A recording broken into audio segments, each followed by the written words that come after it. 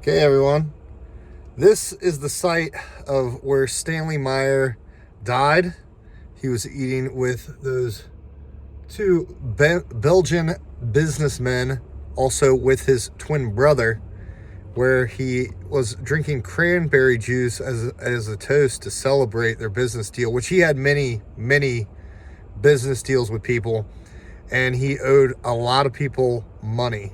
So let's just put it that way. That could go back to his paranoia. And he took, I believe, a sip of his cranberry juice, and then he said to his brother that they poisoned him, and he was heaving so bad, I think he may have had a brain aneurysm.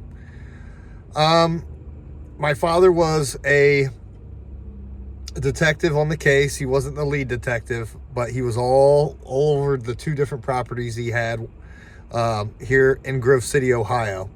And yeah, so I guess he ran out into the parking lot.